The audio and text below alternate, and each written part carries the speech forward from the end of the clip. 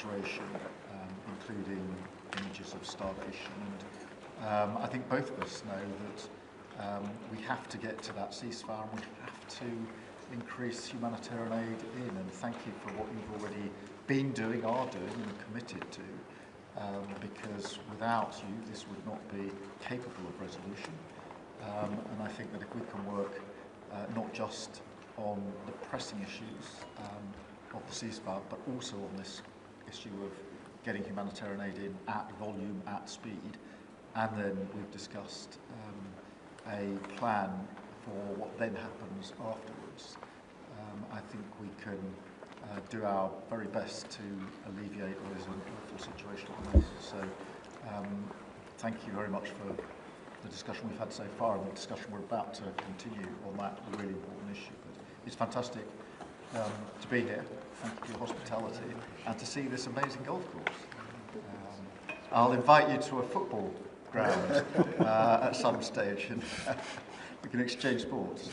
It's been great being with you, and thank you very much, Mr. Prime Minister. And you've done a fantastic job with regard to the trade deal. You know, they wanted a trade deal here for years, many years, through many different terms of different people, and you got it done. So I want to congratulate you on that, and it's a great deal for both. It brings unity. We didn't need unity, but it brings us even closer together. I think it's good for both parties.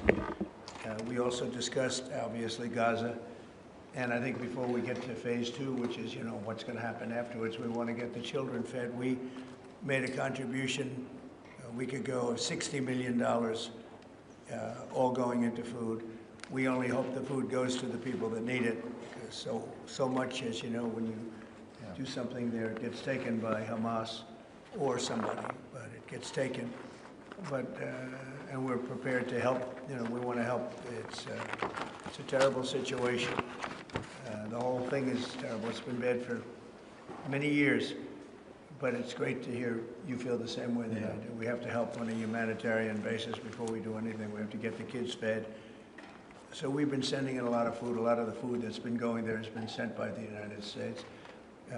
I spoke yesterday with the president of the European Union, Ursula, who was terrific also on the subject, and she's going to play a big role also in helping us. So we have a good group of countries who are going to help with the humanitarian needs, which is food, sanitation, and some other things. It's very difficult to deal with Hamas, as I said. You know, we got a tremendous amount of hostages out, but it would take place in drips and drabs. You'd get 10, you get 5, you get 2, you'd get 10, 12, we get 12 one time. Many of them would come to the White House, and they were so thankful. But I always said, when you get down to the final 10 or 20, you're not going to be able to make a deal with these people because they use them as a shield. And when they give them up, they no longer have a shield. And the people of Israel feel so strongly about the hostages. Some people would take a different view, but they feel so strongly about the hostages. So that's an ongoing process. Hamas has become very difficult to deal with in the last couple of days because they don't want to give up these last 20, because they think as long as we have them, they have protection. But I don't think it can work that way. So I'm speaking to Bibi Netanyahu, and we are coming up with various plans. We're going to say it's a very difficult situation. If they didn't have the hostages, things would go very quickly. But they do, and we know where they have them in some cases, and you don't want to go riding roughshod over that area because that means those hostages will be killed. Now, there are some people that would say, well, that's the price you pay, but we don't like to say that. We don't want to say that. And I don't think the people of Israel want to say that either, which is pretty amazing. A lot of people would say, just get it done and whatever it is. You could also say speed might be better for the hostages. You go through, you know, with speed, you may have a better chance because they're in deep trouble. They're in deep trouble. You saw October 7th, and you saw what the damage and the horror that they committed. People can't forget that. You know, they tend to forget it, but they can't forget. That was one of the most terrible things I've ever seen. And you just cannot forget that. So we're very much involved. The Prime Minister's involved. I'm involved. And I think I can speak. We just signed a very big trade deal, the biggest of them all yesterday, right? And the European Union is very much involved in wanting to help with really the Palestinians in terms of getting people fed. But the area of Gaza, another way of defining it is the area of Gaza. It's a very troubled place, and it has been for many, many years. It has been for many decades. So it's not like this just happened. This has been going on for a long period of time. So that's it. Our hearts are in the right place. We have some good news because the recent war that you just saw, they just announced, I see, the newest of the 5, now this would be 6 that we've stopped. I've stopped 6 wars in the last, I'm averaging about a war a month. But the last 3 were very close together. India and Pakistan and a lot of them. Congo was just, and Rwanda was just done. But you probably know, I won't go into it very much because I don't know the final numbers yet. I don't know. Numerous people were killed, and I was dealing with 2 countries that we get along with very well, very different countries from certain standpoints. They've been fighting for 500 years, intermittently, and we solved that war. You probably saw it just came out over the wire, so we solved it through trade. I said, I don't want to trade with anybody that's killing each other, so we just got that one solved. And I'm going to call the 2 prime ministers who I got along with very, very well and speak to them right after this meeting and congratulate them. But it was an honor to be involved, and that was going to be a very nasty war. Those wars have been very, very nasty. So we've done a lot of good work. We've had great support from the Prime Minister. Anytime we needed help, anytime we needed any form of support, you've been there. We appreciate it very much. And we're going to continue onward. We do have to take care of the humanitarian needs on what they used to call the Gaza Strip. You don't hear that line too much anymore. You don't hear the Gaza Strip. But it is the Gaza Strip.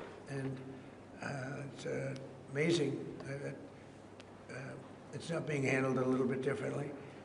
We're going to set up food centers, and we're going to do it in conjunction with some very good people, and we're going to supply funds. And we just took in trillions of dollars. We got a lot of money, and we're going to spend a little money on some food. And other nations are joining us. I know your nation's joining us, and we have all of the European nations joining us, and others also have called, and they want to be helpful. So we're going to set up food centers and where the people can walk in and no boundaries. We're not going to have fences, and they can't. They see the food from 30 you would say yards away, and they see the food. It's all there, but nobody's at it because they have fences set up that nobody can even get it. It's crazy what's going on over there. So we're going to work very closely together with your country, a great country. We also discussed inside that we are, there's a whole new thing happening with regard to energy from nuclear. And the Prime Minister's looking at that very strongly, and I know you have Rolls-Royce nuclear plants. That sounds pretty good, right? I love that. What a great brand that is. But you're also doing the Rolls-Royce or the nuclear plants, the smaller plants. We're doing smaller and bigger, but the small is interesting. They do a small plant, very easy, very safe, and as they need more, they hook up another plant, and they have a series of plants instead of, doing the $20 billion plant. That gets tough for a lot of people to do. So we're just studying that, and it sounds like you're very far progressed, but that's a great thing you're doing on nuclear. We opened up nuclear about 2 months ago, and it's now safe and very inexpensive. No, we see civil nuclear as a big part of the future as we go to sustainable, independent energy, and I think that between the 2 of us, we can work very much more closely on this, and we've agreed that that's our ambition, that's our aspiration, and this is going to be a big part of the future when it comes to energy. And you can see in the last few years, energy has been weaponised, prices have dictated both families and businesses across the United Kingdom, and therefore taking control of energy is a huge prize. So the more we can work together on this, the better, and small modular reactors are a very big part of the future here, and we've got great companies like Rolls-Royce involved in that. So I'm very much looking forward to working together with you, Good. Mr. President. We'll do that. We'll do that. We're going up to your oil capital in a little while. We're going up to Aberdeen. That's called the oil capital of Europe. And that's a great asset that you have up there someday. If they ever change their thinking on that, you have a great and valuable asset. There's a lot of valuable resources underground there. But that's a decision for you to make. But it's a very amazing place, and it is considered the oil capital of Europe. So it's another option that you have. So we are doing really well as a country, and I think that the Prime Minister he's been so supportive of us, and so strong and so respected, and I respect him much more today than I did before, because I just met his wife and family. He's got a perfect wife and family, and that's never easy to achieve, right? But I take no credit for that. He's become a friend, and together we got a deal done that has not been able to be done. It was a deal that's very good for both parties. A really good deal for both of our countries, and very, very well received here in the United Kingdom. So thank you very much for having us. Thank you. Appreciate it. Mr. President, I just want to follow up on Russia. Earlier you said that you were going to change the deadline from 50 days. So what is your new deadline? What can we expect? I'm going to make a new deadline of about 10 or 12 days from today. There's no reason in waiting. There's no reason in waiting. It's 50 days. I want to be generous, but we just don't see any progress being made. Mr. President, on Gaza, you just talked about setting up food centres in conjunction with other organisations. Right. You're talking about the Gaza Humanitarian Foundation or recognised aid agencies. How will this work? Well, it's going to be working with the United States. We'll be helping with the food. You know, we have a lot of access to food. We got a lot of food ourselves, and we're going to bring it up to make sure that they don't have barriers stopping people. You know, you've seen the areas where they actually have food, and the people are screaming for the food, and they're 35, 40 yards away, and they won't let them because they have lines that are set up. And whether they're set up by Hamas or whoever, but they're very strict lines, so we have to get rid of those lines. But we're going to be getting some good, strong food. We can save a lot of people. I mean, some of those kids that's real starvation stuff. I see it. And you can't fake that. So we're going to be even more involved. We did some airlifts before, some airdrops, and the people are running for it. And the Prime Minister is going to help us. They're very effective with that. You've done that before, and for many, they've done that for 100 years very well. So it's not very hard to do, actually. Mr. President, you say you love Scotland. You're the most Scottish president ever in the White House. Is there a better deal to be done for Scotland, for Scottish industry, in the deal that you've done with the Prime Minister? Whisky, for example. Well, I have great love for Scotland. You know, my mother loved Scotland, and she loved the Queen. I don't know, I might hurt myself by saying that the monarchists are going to like it. Some other people would, but she loved the Queen. Whenever the Queen was on television, she wanted to watch. And she would come back religiously. She'd come back to Scotland once a year with my sister Marion, primarily, and sometimes my sister Elizabeth also. But they love this part of the world. And, you know, we're talking about the Isle of Lewis. We're talking about serious Scotland. That's serious Scotland. There was no doubt about it. So, yeah, it gives me a feeling, you know, it's different. You go to another country, you have no relationship to it. You get to like maybe the head of the country or something. But it's different when your mother was born here, Stornoway, right in Stornoway, a beautiful little place. So is there a better deal to be done? Is there a better deal to be done for Scotland, for whisky, for example? Because of your love of Scotland, is there a better trade deal to be done for Scottish businesses like whisky? Well, I assume when we do our trade deal overall, a lot of it comes to Scotland, I hope. Maybe all of it should go to Scotland. It's a very good deal for the whole United Kingdom, and we've already achieved great things out of the deal, and we'll achieve even more as we work together. Mr. President, a lot of it is going to Scotland. I mean, I do know that, but I mean, we're dealing with the UK. But a lot of it comes to Scotland. And, you know, I was very particular. This is a part of the world I want to see thrive. It's going to thrive. Mr. President, back to Gaza. You talk about Hamas stealing food and stealing aid. What responsibility does Israel have for limiting aid to the region? And if I could ask a follow-up to the Prime Minister, what pressure can be put on Israel, and is that something that you and the United States could work on together? Israel has a lot of responsibility. They're hampered by the fact that you still have 20 hostages or so. And the people of Israel are very concerned about the 20 hostages. It's very interesting.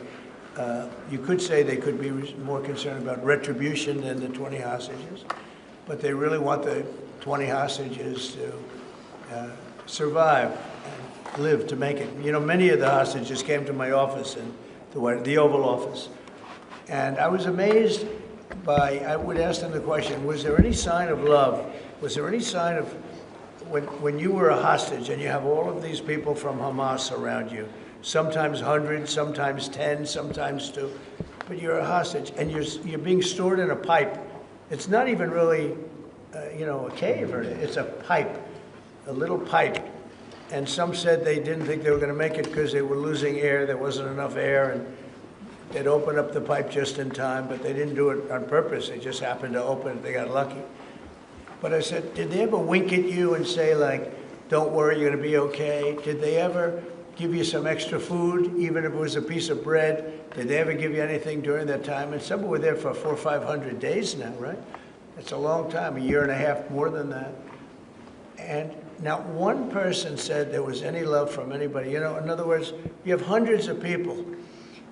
And you see it in the movies where somebody's a prisoner and somebody's helping. You even see it with Germany, where people would be let into a house and live in an attic in secret. You know, you see signs of stuff. I said, did you see anything like, did they wink at you? Did they say, don't worry, you're going to be okay? I ask that question all the time. I've never received one answer that said, yeah, they really wanted to help. No, the hatred is just incredible. But, sir, on the access to food issue, what more can Israel do? And again, to the Prime Minister as well. Well, I think Israel can do a lot. I will say that Iran, I think, interjected themselves in this last negotiation. Can you imagine the beating they took? We wiped out their nuclear possibilities. They can start again. If they do, we'll wipe it out faster than you can wave your finger at it. We'll have to do that. We will do that gladly, openly and gladly. They've been saying, Iran's been sending out bad signals, I'll tell you. For a country that just got wiped out, they've been sending very bad signals, very nasty signals. And they shouldn't be doing that. They shouldn't be doing that. They were talking about things that they shouldn't be talking about. They were interviewed on a recent show, and the foreign minister saying things that he shouldn't be talking about, shouldn't be saying. And I think they got involved in this negotiation, telling Hamas and giving Hamas signals and orders, and that's not good. That's not Prime Minister, I would say that we need to get the hostages out. They've been held for a very, very long time, and we must always start from there. But also recognise the situation on the ground in Gaza is absolutely intolerable, and I think that certainly speaking for the British public and myself, those images of starving children in particular are revolting, and there's a sense of revulsion in the British public at what they're seeing, and they know, and we know, that humanitarian aid needs to get in at speed, at volume. Yes, some can be airdropped, and we're working with others, with the US, with Jordan on that, but the trucks need to get in, because that's the only way you can get the volume in, and we do thank the President for the work he's done to try to get to a ceasefire, which we desperately need, but also to put aid in to the region. There needs to be much more of that. We need to galvanise other countries in support of getting that aid in. And yes, that does involve putting pressure on Israel, because this is a humanitarian catastrophe now. We also need to look beyond that situation to what then happens in the event of a ceasefire, which is desperately needed. And that's why I'm really pleased that we're having a discussion about what a peace plan would look like after that, the component parts of that. And we have to be really clear at this point that Hamas can play absolutely no part in any future governance in Palestine and in Gaza. And it's really important that we're clear about what triggered this, who took the hostages, and pulling out the passport of a terrorist organisation. But I think today the focus has to be on getting that humanitarian aid in. Mr. President. Will the UK avoid your pharmaceutical tariffs, and will it happen before August the 1st? Well, we'll be announcing on pharmaceuticals sometime in the very near future. We have a very big plan on pharmaceuticals. We want to bring a lot of the pharmaceuticals back to America where they should be. If you look at COVID, it sort of taught us a lesson. We were getting our pharmaceuticals from other countries. We almost didn't make any. We used to make them ourselves, and we're going to want to be making a lot of them ourselves, all of them in a sense. But you also have a good pharmaceutical business. We'll be dealing with you on pharmaceuticals also. And we certainly feel a lot better with your country working on pharmaceuticals for America than some of the other countries that were. With the relationship we have, you would not use that as a cudgel. You wouldn't be using it as a block. But we're going to be announcing sometime very soon, I think, pharmaceuticals are our whole thing. And the companies know. And drug prices are going to be coming down very substantially in the U.S., very, very substantially. And that'll happen very soon. Mr. President, we can all sense your frustration with Vladimir Putin. Sorry, we can all sense your frustration with Vladimir Putin. Yeah. Do you think he has been lying to you about his intentions in Ukraine? Well, I don't want to use the word lying. All I know is we'd have a good talk, and it seemed on, let's say, 3 occasions, it seemed that we were going to have a ceasefire and maybe peace, and you divide it up and you do whatever you have to do, that obviously to get to the end. And all of a sudden, missiles are flying into Kiev and other places. And I say, what's that all about? I spoke to him 3-4 hours ago, and it looked like we were on our way, and then I'd say, forget it, and I'm not going to talk anymore. You know, this has happened on too many occasions, and I don't like it. I don't like it. Mr. President, you have a successful social media site. There are new powers here to censor your site, states mandated powers. To censor my site? To censor your site and Twitter Truth? and Facebook. Truth? I mean Truth. Is that okay? Well, I don't think he's going to censor my site because I say only good things. Will you please uncensor my site? Yeah, we're not censoring anyone. We've got some measures which are there to protect children, in particular from sites like suicide sites. We've had too many cases in the United Kingdom of young children taking their own lives, and when you look through their social media, they've been accessing sites which talk about suicide and encouraging, if you like, children down that road, and that is what we want to stop. There's nothing about censoring free speech. But that treats all adults like this children. This country is the proud. But that can treat all adults free like speech children. in this country has been for a very long time. We're very, very proud of it. We will protect it forever. But at the same time, I personally feel very strongly that we should protect our young teenagers, and that's what it usually is, from things like suicide sites.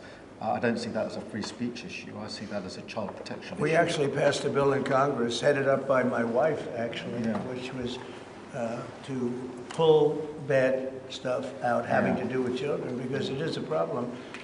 But I cannot imagine him censoring Truth Social. That's more of a very political, and it's been a very big success. It's not going to happen. And I only say good things about him and his country, so if they censor me, you're making a mistake. I'm going to give my ambassador the job, make sure it's not censored. I had not heard that. Mr. President, question about golf? You're a big investor in this area, Mr. President. Say it? You're a big investor in this area of Scotland. To put it mildly. To put it mildly. Like this ballroom that we built from scratch. Do you worry, though, about the risk of increased taxes here? Will that stop you investing?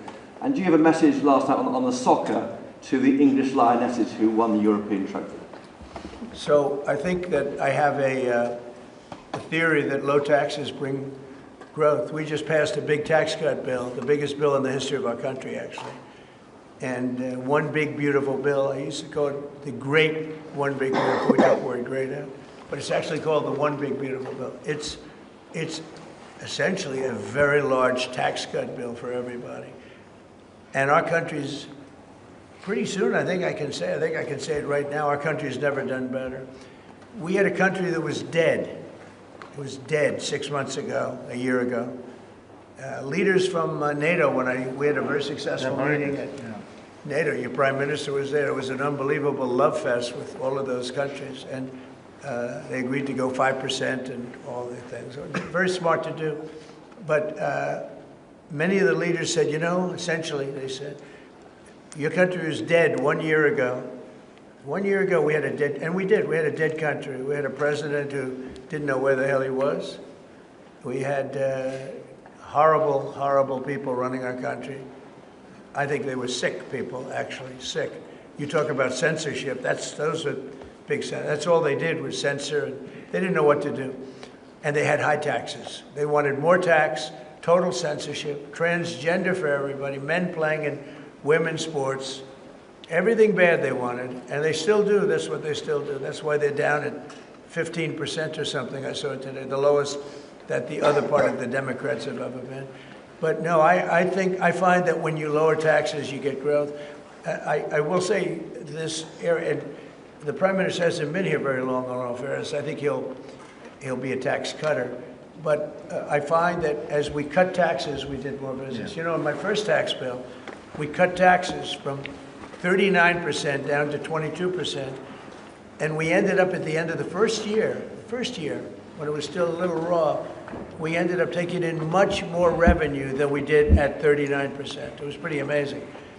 And we're taking in a lot of revenue right now, and this was an additional tax cut. So I find, for whatever it's worth, tax cuts are very good. Mr. President, you moved up the deadline to now 10 or 12 days. Is the sanction the same that you're going to slap a 100% tariff on anybody who does business with Russia?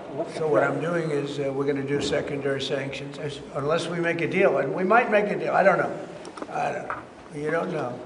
It's we've done so many peace deals. This is the one I started out with, and you know, I know President Putin called me. He wanted to know if I could help him with Iran. I said, no, I don't need your help with Iran. I need your help with Russia. And so that's the one deal that continues to linger. And you know, we're losing 5,000. They're losing. I'm not losing. You're not losing. But 5,000 Russian and Ukrainian kids a week are dying. And that's not mentioning the people that are dying also in towns where, you know, he's lobbing missiles into certain towns like Kiev. And he's got to make a deal. It's too many people are dying. It's a really bloody war. And the 5 is now, they're really telling me that number is obsolete. It's like 7. That's terrible. So you have 7,000 Russian and Ukrainian soldiers dying every single week for no reason whatsoever. So you would think, based on common sense, you would think he'd want to make a deal. We'll find out. No communication. Mr. President. Publicly, have you had any other, through any channels, conversations with the Russians reiterating this? In what? Reiterating this new pressure and deadline. Yeah, and we're going to have I mean, well, you're the press. I'm reiterating it to you. Yeah, I'd say 10 to 12 days. I'll announce it probably tonight or tomorrow. But there's no reason to wait. If you know what the answer is going to be, why wait? And it would be sanctions and maybe tariffs, secondary tariffs. You know what a secondary tariff is. And look, the Russian economy, I don't want to do that to Russia. I love the Russian people. They're great people. I don't want to do that to Russia. But this thing, they're losing a lot of Russians. They've lost 1 million Russians. And that's the, you know, sons. That's the sons and daughters of Russian families. They leave the house, they go by mom, by dad, and then they get blown away. And Ukrainian too. Look at Ukraine. It's a disaster what's happened there. But it continues to go on. As you know, we made a deal where the European Union is essentially involved, but it's NATO, and we're supplying weapons to NATO. NATO's now paying because the United States, because of Biden's in for $350 billion, the European nations are in for about $100 billion. Should be the opposite way, by the way, because we have a big ocean in between. Should be the opposite way. But I think that eventually something's going to happen. It should happen fast. So many people are dying. You know, when I settled out with Congo and Rwanda, they lost almost 8 million people. And it just made so much sense. And if I didn't get involved, they wouldn't have done it. They weren't even thinking about settling it. It was just going on forever. And nobody could go into those territories because they'd get killed. They'd get killed. And now they have I hear it's a whole different ballgame. We settled it. This is one that should be settled. Russia, Ukraine. This is one that really should be settled. Mr. President, on Scotland, Mr. President, Scotland's First Minister has today set out his plans for a second referendum on Scottish independence. Can I get your reaction to that as someone with deep ties to Scotland? And, sorry, Mr. Prime Minister, can I also get your thoughts on that? If the SNP do win a majority at next year's election, then they have a right to hold a referendum, do they not? Well, I don't want to get involved in your politics. We got enough politics of our own. I will say that I predicted what was going to happen the last time. You remember? I was opening the first course over at Aberdeen, and I was over here, and at the same time, and they asked me that question. I made a prediction. It was the day before the vote, and I made it correct. I like to be correct, but I made a correct prediction. I don't know. I do say that when they made that deal, somebody said that it was, and I remember this very distinctly, I said, could they do this all the time? There was a little bit of a restriction, like 50 or 75 years before you could take another vote. Because, you know, a country can't go through that too much. I don't know the First Minister, but I've heard great things about him. I've spoken to him. I hear very good things about him, and I'm meeting him today. So maybe I'll have a better opinion then. And let me answer that straightforwardly, because I believe in a stronger Scotland, in a better United Kingdom. And I think that at a time like this, when it's quite clear that there's uncertainty and volatility around the world, the strength of the United Kingdom together is very important for all four nations, very important for Scotland. And that should be our priority, that should be our focus, not on the politics, which feels like the politics of yesteryear now, at a time like this. And I think that the First Minister should probably focus more on his delivery in Scotland than on his constitutional issues, and we might have a better health service in Scotland. But at a time like this, I think the United Kingdom is always stronger as four nations. I think that's better for all four nations. I think that's how Scotland is stronger. Look at the deal that we've been able to do with the United States, a really important deal that we made just months ago. That is what the United Kingdom can do when we act as a powerful set of four nations together, and there are very many other examples. Mr. President, you toured the Federal Reserve last week, and they are set to meet this week. Do you think your visit has inspired a potential rate cut, or how do you see things shaking out this week? Well, it's interesting. I did tour it. I toured the building. Yes. And if you looked at this building, if you came here like 14, 15 years ago, we've had it a long time. It's been an honor to have Turnberry. But I was on much more opulent walls, ceilings, floors. We had to do this. And we did a very great job. I mean, you see how beautiful it is inside. Everything was saved, everything was preserved. We had ceilings that were in bad shape, they were falling down. You know, it's very old, wasn't properly maintained. Now it's brand new and beautiful, and we saved everything. If you really think here, you took a look and you were sort of commenting the coloring. Now this is a brand new building, but if you look outside, it's equally opulent and beautiful. And we didn't do that by spending, hundreds of millions of dollars in surrounding a railing underneath the area that you're painting. I mean, I've never seen that. Brand new, beautiful plywood, very expensive, wrapped around a figurine or a railing to preserve it. But you don't have to do that. You can just wrap a cloth, they call it a blanket, and you don't even have to do that if you're careful when you're doing the ceiling. But I don't know what they did. They'd take down a ceiling and put up a new ceiling, and the new ceiling had no opulence to it, or they'd fix the ceiling. But I would say that all I need is a good plaster and a can of paint. And they spent $3.9 billion, and I spent a lot of money too, but it's I'd say I would say 3.8 billion less, you know? Meaning I spent probably $100 million making this place incredible. And you were saying a lot of that was local trades. I used local trades. Looking at the windows, I think, in the next room. I had local trades do a lot of this. We have the most opulent windows next door, and I had a choice. Do I take them out? And, you know, they've suffered through 125 years of storms. You have very big storms in this area. When you have a storm, you have a storm. We do it properly. And they made it, barely, but they were in bad shape. So I had some local people come up and we looked at them. You have some great craftsmen here, I think is what you're getting at. And they said, sir, honestly, they've had it. We can copy it and do it much better. And they did. If you take a look at the windows in the various dining rooms, they're magnificent. And they're new, and they're much better looking than what was there. Same exact look, other than a much higher quality. But do you foresee a rate cut? And they're local people. I used a lot of your local people. You have really great local tradesmen here, yes? But do you foresee a rate cut this week? Do you expect the Fed? A rate cut? Yeah, do you expect meaning a tax cut? No. Do you expect the Fed to cut rates this week? I think he has to. You had 11 cuts, you know? In Europe, they had 11 cuts. In other places, they had 10 or 11 cuts. And we had none, but I'm not going to say anything bad. You know, we're doing so well, even without the rate cut. With the rate cut, it would be better. It affects our housing a little bit. Look, we should be 3 points lower. Each point is $360 billion. Can you imagine that? That's big numbers.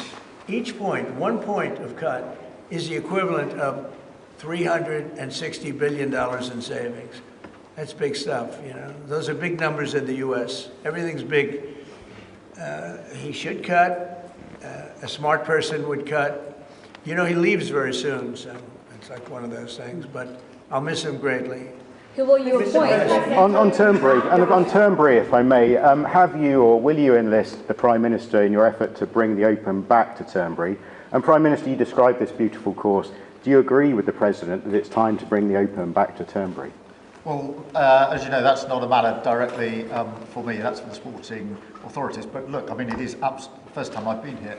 It's absolutely magnificent, both inside and out, and looking at the courses itself and the building. It's incredible. But the decision on the Open is not a decision for me, as you'll understand.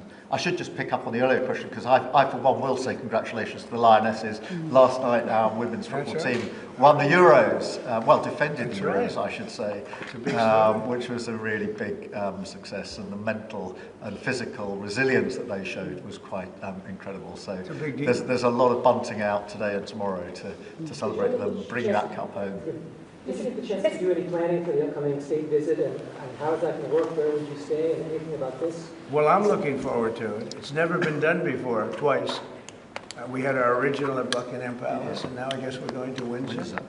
And it's never been done, and I'm a big fan of King Charles. I've known him for quite a while. A great guy, great person. He looks really well to me. He looks great. So we look forward to coming over. It's going to be, it was one of the most beautiful evenings I've ever seen. I hate to say it, but nobody does it like you people in terms of the pomp and ceremony. And I look forward to being here with the ambassador. Our ambassador is a very, very successful man who just wanted to do this. And I said, how are you going to be able to do that? And he's so committed to, you know, the relationship between the countries. But he's a very great guy and a very, very successful man. So I very much thank you for doing this. Well, thank you for the honors. Mr. President, after the state visit, will you go to London, or are you worried it's no longer welcome? About what? Will you visit London during the state visit, or are you worried? I will. I'm not a fan of your mayor. Why not? I think he's done a terrible job, the mayor of London. But a nasty person. Are you worried? I think he's a friend of mine, Russia. No, I think he's done a terrible job. But I would certainly visit London. Yeah. Would you want Parliament to be recalled? So MP Nigel Farage has asked for Parliament to be recalled when you're there, so you can talk to the MPs. Well, I like Nigel. I mean, Nigel, as you know, is a friend of mine. Nigel's done very well. He's a friend of mine. And Keir's a friend of mine. Would you recall Parliament so that the President can talk to MPs? Well, Parliament's in recess at the time, but look, I do want to be clear. This is an unprecedented and very special state visit. This has never been done before. There'll be many elements of it that have never been seen before. So this is going to be a historic occasion, and we're all very much looking forward to it. And I was very, very pleased to be able to put forward the invitation when we were at the White House earlier this year. So this is not just a state visit. They're always incredible occasions, and this is an unprecedented second state visit. So you can imagine just how special that's going to be. The fact that it's never been done before, and that's because it's non-consecutive, and it's the only reason it could be, made it even more interesting, frankly. So it's going to be great. And being with Charles and Camilla and everybody I've gotten to know because of 4 years and now 6 months, gotten to know a lot of the family members. They're great people. They're really great people. And in that sense, I think that the UK is very lucky. You can have people that weren't great people. I don't know if I'd say that, but you could have people that weren't. But we're very lucky to have our royal family. They're absolutely fantastic. So we really look forward to that. As far as Parliament, if he wants me to speak in Parliament, I'll do it. There you go. But it doesn't have to be then. It could be some other time. Maybe we should save it for another time. We'll let the one visit speak for itself. But anytime, if I could be helpful, I would certainly do it. Thank you. Mr. President, on Gaza, what kind of alternatives are you considering to get the hostages out if there's no ceasefire deal? Well, there are a couple of alternatives. Some are pretty strong, but the most sensible alternative is talk and negotiation. But I said a long time ago, at a certain point, they're not going to be talking because they're going to lose their shield. The hostages are a shield for them. They did horrible things on October 7th. And the hostages are a shield. And I said, you're going to get down a number, and the number is going to be at a point where you're not going to be able to get them back unless you're going to be very energetic, or to put it a different way, unless you're going to be very ruthless and violent. It's a bad situation to be in, very bad. Mr. President, back to Russia. You talked during the campaign about President Putin respecting you and that helping you have a relationship with him. Do you still feel that way, that he respects you, considering the conversations you've had that have been really nice, or is he being disrespectful? I've always gotten along with President Putin. I've had a great relationship with him. And he went through the Russia hoax too. I mean, it was, we used to talk about it. We used to say, it's too bad we really can't do anything between our country, because if we did, they'd say, it's, some. Look, I was tough on Putin because I was the one that closed up Nord Stream, and Biden came along and opened it up. I was very tough on Putin in one way, but we got along very well. And I never really thought this would happen. I thought we'd be able to negotiate something, and maybe that'll still happen, but it's very late down the process. So I'm disappointed. And the funny thing is that their economy isn't that big, and it's having a hard time right now, but it's a relatively small economy, a strong military, but strong economy. And it used to be a strong economy, now it's not. He's going through a lot economically. It's not easy, but it's pretty small, compared to that magnificent size of that land. The land is massive. It's got, I guess, 9 time zones or something. It's a massive piece of land. Russia could be so rich.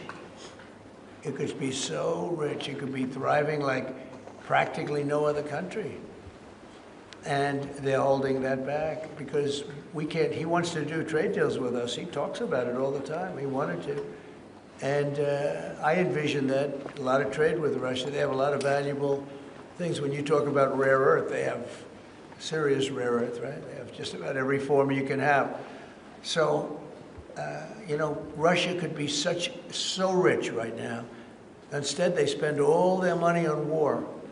They spend everything on war and killing people, and it doesn't make sense to me. I thought he would want to end this thing quickly. I really felt it was going to end, but every time I think it's going to end, he kills people. Could a meeting help, and are you considering, has been proposed to meet in Turkey in August? I'm not, you know, I'm not so interested in talking anymore. He talks, we have such nice conversations, such respectful and nice conversations, and then people die the following night with a missile going into a town and hitting, I mean, recently, I guess, the nursing home, but they hit other things.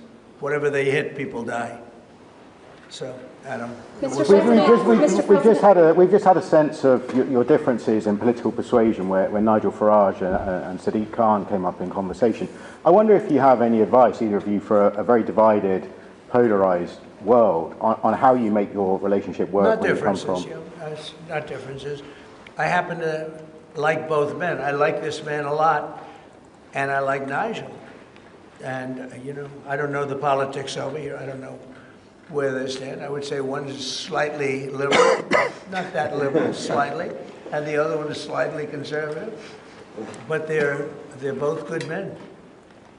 Prime Minister, I mean, we like each other, we respect each other, we get on, and we've both got a great love of our countries, of our families, and therefore there's a huge amount that we have already achieved actually together and will achieve as we go forward, leading our respective countries, and of course the relationships between our countries.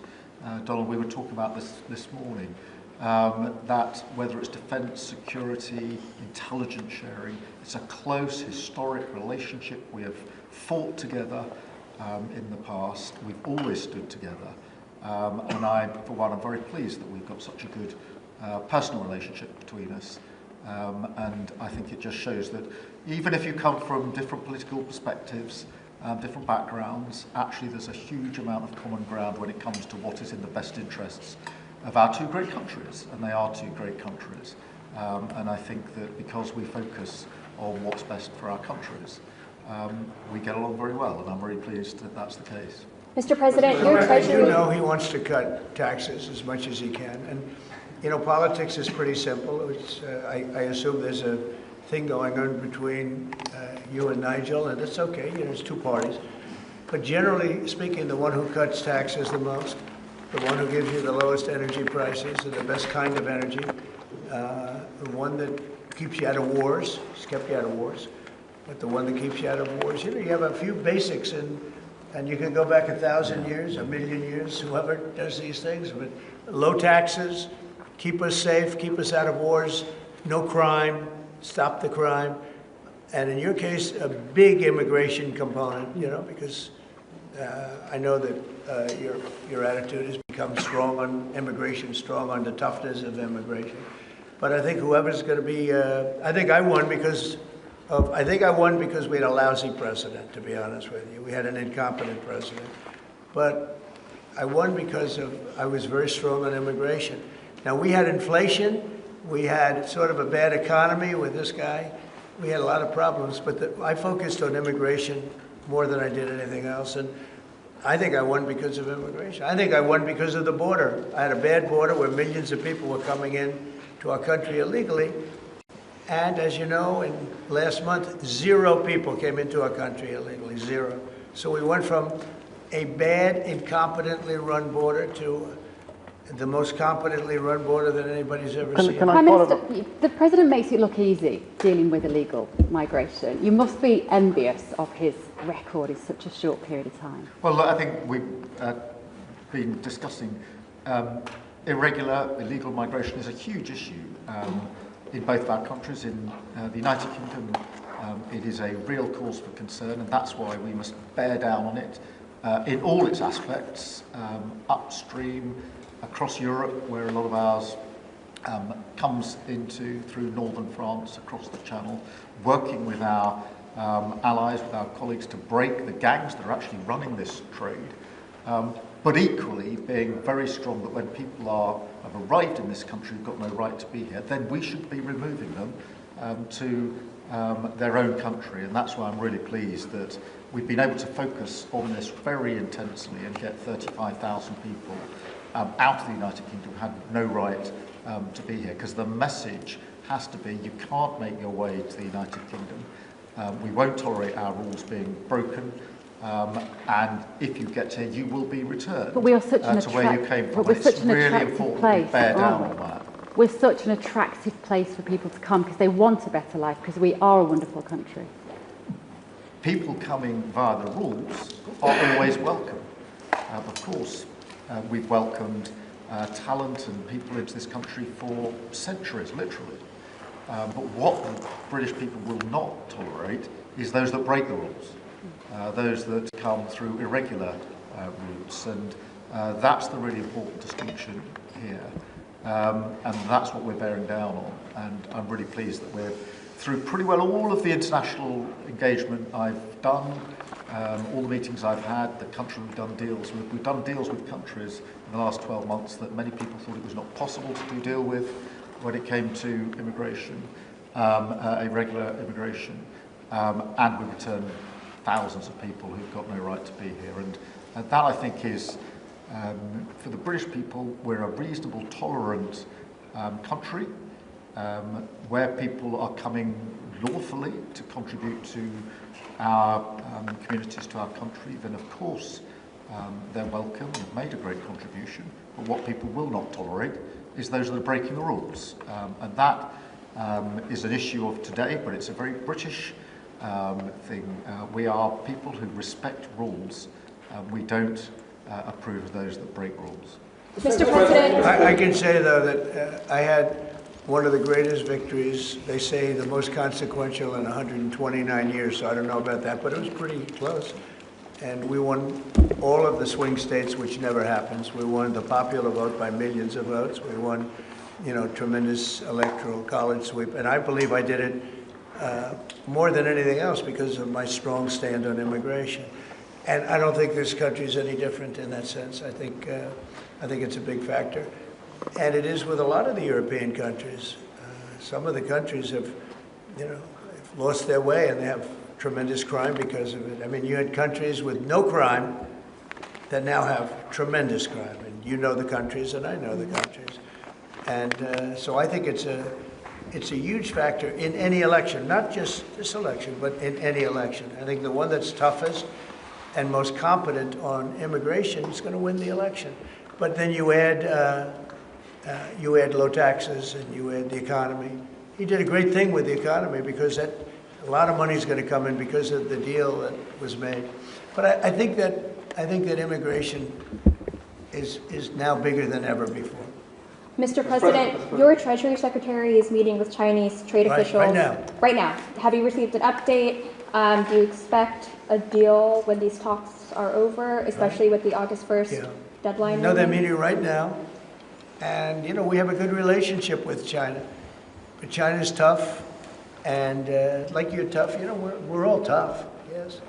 But we're going to see what happens. We just concluded our deal with Japan. It was very good for everybody. We're making, great deals. We're making deals that are good for us, but we want them to be good for everybody. It's important. It's sometimes I'll do something that I shouldn't do because it's not very important for our country, but it's very meaningful for the country on the other side. And I'll let them have that point because it's very important for them. So I don't know, but we've made a lot of deals in the last couple of months. And then ultimately, as you might as well know, we're going to just, because we have, you have 200 countries, more, but people don't know that. You got a lot of countries. And I wouldn't want to sit down with 200 people and have to deal the way he was calling me all the time. We want this, we got to have that, These are tough negotiators. These are, look, they're smart people, they're tough negotiators. They know what they want. And, but we're going to be setting a tariff for essentially the rest of the world. And that's what they're going to pay if they want to do business in the United States. Because you can't sit down and make 200 deals.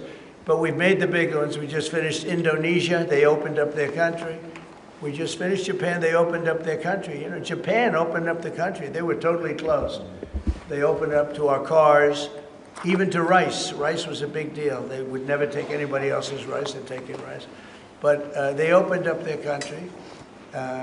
Philippines, we just finished. They opened up their country. They were very closed. I'd love to see China open up their country.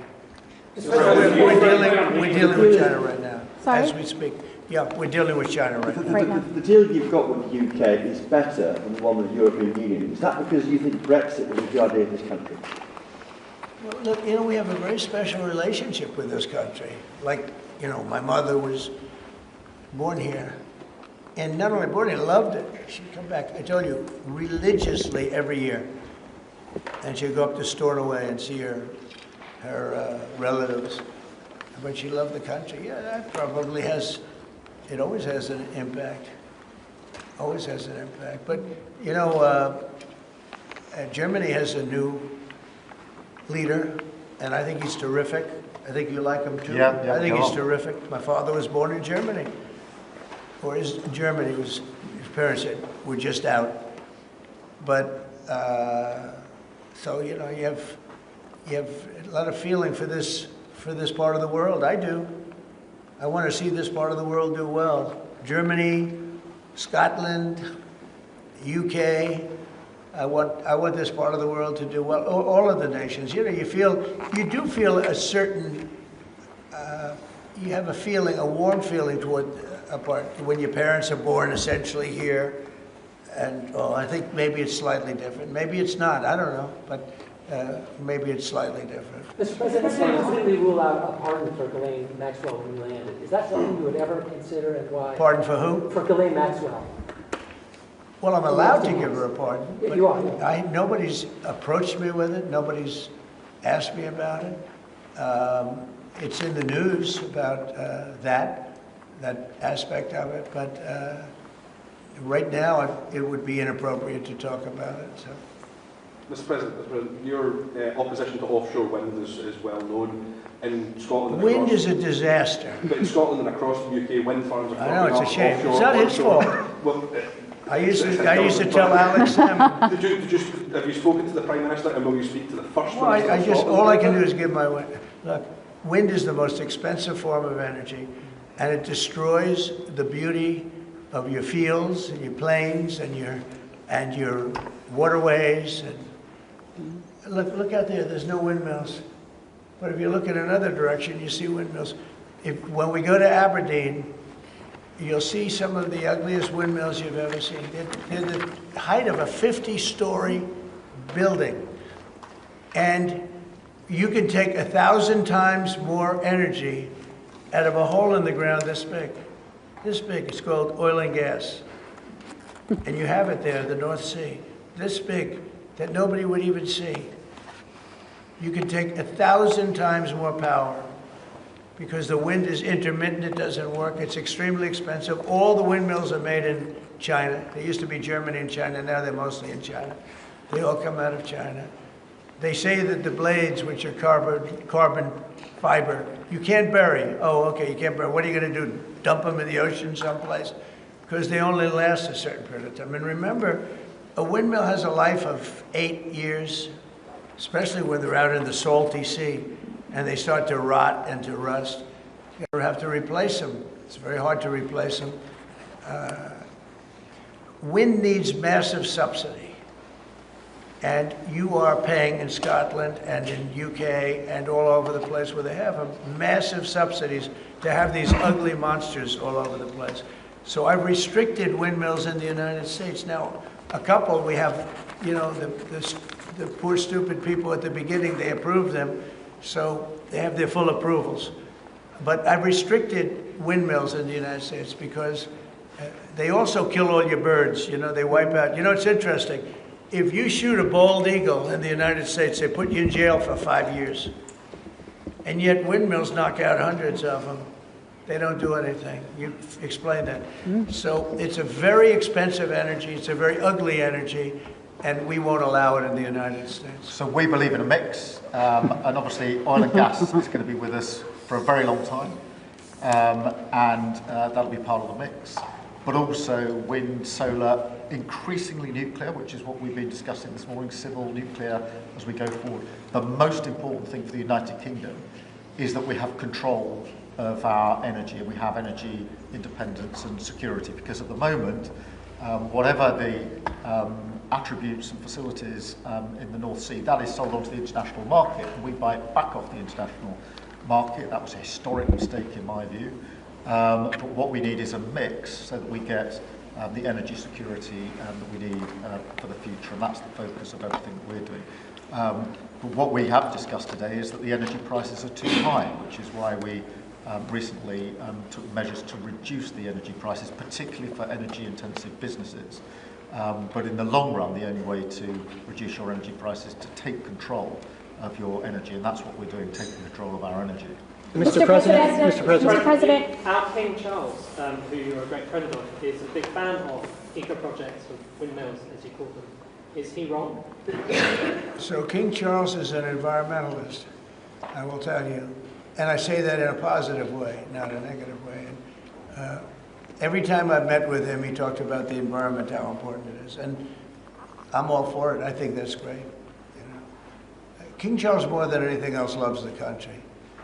But I got to know him very well. He truly is an environmentalist. He wants clean air, clean water, you know, all of the things that we all want. Mr. President, you have said that you have not been briefed on the Epstein files, or your name has not appeared in the Epstein files. But doesn't the AG have to tell you if your name is in the files? Well, I haven't been overly interested in it. You know, it's a hoax that's been built up way beyond proportion. I can say this, those files were run by the worst scum on earth. They were run by Comey, they were run by Garland, they were run by Biden and all of the people that actually ran the government, including the auto pen. Those files were run for 4 years by those people. If they had anything, I assume they would have released it. The whole thing is a hoax. They ran the files. I was running against somebody that ran the files. If they had something, they would have released. Now, they can easily put something in the files that's a phony. Like, as an example, Christopher Steele, a person you know well, happens to be from your country. But Christopher Steele, as an example, wrote a book, a dossier. We call it the fake news dossier. And the whole thing was a fake. The whole thing was a fake. They could put things in the file that are fake. But those files were run by bad, sick people. If they had anything, why didn't they use it when I was killing Joe and then he gave out because he was 25 points down? And then I got somebody new. Nobody even knew anything about it. She was a horrible vice president. She was our border czar, but she never went to the border. She never once called a border patrol agent to find out how we do it, but she was the border czar. Her name was Kamala. Nobody knows her last name. It was Harris, but nobody knew her last name. So I ended up, how would you like to end up in a race where you're killing somebody, you're beating him, and then they say, all right, we'll take him out. He's not working. Let's put somebody else. And then she had a 6-week honeymoon. It was amazing. They predicted she would have a 6-week honeymoon, and she did. And then she got slaughtered. Do you feel that? But think of it. Those files were run by these people. They were run by my enemy. If there was anything in there, they would have used them for the election. Do you feel that? That drawing that, I think I heard you say something the other day, that the drawing that was the subject of the Wall Street Journal report. I don't do drawings. I'm not a drawing person. Do you think it was fraudulent? I don't do drawings. Sometimes people say, well, you draw a building and I'll draw 4 lines and a little roof, you know, for a charity, so. But I'm not a drawing person. I don't do drawings of women, that I can tell you. They say there's a drawing of a woman, and I don't do drawings of women. And also, you know, Epstein was always a very controversial guy. I was at a very high position, you know, pretty much all my life. In all fairness, I've been doing this for a long time. I had the top show on television. I had the #1 bestsellers. I had everything, right? And I was a very successful business guy. He was a very controversial. Who would do a controversial drawing? Now, with that being said, they say there were many letters done by many people, and many big people, you know, big successful people. But I just don't. When you talk about files, I just keep going back, and other people too. Even the enemy says this thing is not correct, because if we had it, we would have used it on the guy.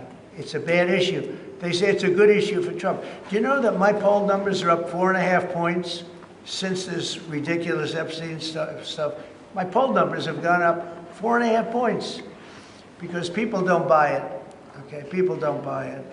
And he's gone, and we want to focus on trade deals. I want to focus on the deal we just made with the European Union, which is the biggest trade deal in history. It's the biggest deal, I think, in history, not just trade deal. So if they would have had something, they would have used it. And people keep running stories at the time you threw him out of Mar-a-Lago. Can you settle that? What was it about? What caused the breach with him? That's such old history. Very easy to explain, but I don't want to waste your time by explaining it. But for years, I wouldn't talk to Jeffrey Epstein. I wouldn't talk because he did something that was inappropriate. He hired help. And I said, don't ever do that again. He stole people that worked for me. I said, don't ever do that again. He did it again. And I threw him out of the place, persona non grata. I threw him out, and that was it. I'm glad I did, if you want to know the truth. Mr. President, and by the way, I never went to the island, and Bill Clinton went there supposedly 28 times. I never went to the island, but Larry Summers, I hear, went there. He was the head of Harvard. And many other people that are very big people. Nobody ever talks about them. I never had the privilege of going to his island. And I did turn it down, but a lot of people in Palm Beach were invited to his island. In one of my very good moments, I turned it down. I didn't want to go to his island. Yeah. Mr. President, on Gaza, next time you speak to Netanyahu, what will you be asking him to do? Say it one louder. Next time you speak to Netanyahu, what will you ask him to do? Well, I'm going to say, look, we're giving money and we're giving food, but we're over here and we're over in the United States, and I think I can speak for the Prime Minister. We're giving money and things. He's got to sort of like run it. What should he do? Well, I want them to make sure they get the food. Open. I want to make sure they get the food, every ounce of food. I think you want to say absolutely. It's an absolute point. Because that food isn't being delivered. Mr. President, or at least all of it. You said you were going to set essentially a tariff for the rest of the world. For the world. What percent will that tariff be? I would say it'll be somewhere in the 15 to 20% range. So maybe 15 or 20 or? No, I said, you know, I sort of know. I just want to be nice. I would say in the range of 15 to 20%. Is there an offer you might operate to UK steel? Probably one of those two numbers. It's an offer for UK and steel aluminium makers here are worried about tariffs. Will you do anything to help them here? Aluminum? And steel. You're a pretty big aluminum maker. Yeah, that's already covered in the deal that we've agreed. So we're just doing the implementation of that. But Mr. President, when will that come down from 25% to 0? You mean on the overall, on the world? On steel and aluminium from Britain, it's 25. Well, we're going to know pretty soon. We're going to have it pretty soon. Mr. President, on Canada? You have no idea that these people are tough negotiators, okay? But we're a big buyer of steel, but we're going to make our own steel, and we're going to make our own aluminum for the most part. But we buy a lot of aluminum from right here, and a lot of steel too. Yeah. We have a lot of unhappy. We have a lot of unhappy. Who are you with? Because you're asking such nice questions. Sorry, GB News. Bev Turner from GB News. Very good. We have a lot of unhappy farmers in this country at the moment, and I'm sure the Prime Minister won't thank me for raising this. We've had changes to inheritance tax, which mean a lot of farmers feel they're going to lose their farms when they die or their father dies. How important are farmers to a country? You mean they're going to lose the farm because of estate taxes? Correct. So that when they die, they'll have to pay so much. They're cash poor, but they have great properties. I know. Well, they're cash poor. They're land rich and cash poor. A lot of people are. I've had that too. Sometimes I'm land rich and cash. Sometimes I'm cash rich and land poor. I like it both ways, but as they get older, I like the more conservative route. So I did something that I don't know if you can do, but it was great. I love our farmers. As you know, in our tax bill, we have a clause that's very important. We were losing a lot of farms to the banks because a loving mother and father would die and left their farm to their children or their child, but their children, their family. And they loved their family, and they thought they were doing them a favor, but they had a 50% tax to pay. So the land would get valued and at a high number, because some of the farms were valuable, but they didn't, you know, they couldn't quantify it. And they'd go out and borrow money to pay the estate tax or the death tax, as it's called. And they'd overextend and they'd lose the farm. And they'd commit suicide in many cases. We're seeing that. No. Our levels are nowhere near 50%. They're not 50%, but the dissatisfaction is real. We've just introduced where it's paid over many years, works out well, that's about good. an extra 2% a year over 10 years. So it's not at those levels by any stretch of the imagination. But the other thing that we've done, as you know, is make sure that we've got a pathway for farmers that actually increases their year-on-year income, which is the most important thing. And in all of the deals that we do, we ensure that our farmers are the central focus for much of it, particularly on the agriculture, including in the US deal, because I don't think we can go on for years saying that it's acceptable for farmers to have a year-on-year income which isn't sufficient. We've got to fix that problem. We can't simply live with that problem, so it's a very different situation. Well, we ended the estate tax. There is no estate tax on farmers. Maybe you could do the same. So when a parent leaves their farm, because again, a lot of these farms, they don't make a lot of money, but it's a way of life, and they love their way of life, and they love that dirt. That dirt is the most beautiful thing they've ever seen. They love it. I mean, they're farmers. They love doing it. They don't know how to do anything else, but they don't want to do anything else. I speak to farmers, I say, would you like to live in my penthouse in Manhattan? It's the most beautiful. No, sir, I want this farm. And what happens is, I mean, we were losing a lot of people to suicide. They'd borrow money to pay the estate tax, and they were not able to pay it. And some banks are ruthless; they wouldn't do anything, and they would end up committing suicide. We have totally ended the estate tax in those situations. So there's no estate tax. So when a parent leaves the farm to the kids, they don't have to worry about their local, possibly unfriendly banker coming in and stealing their farm.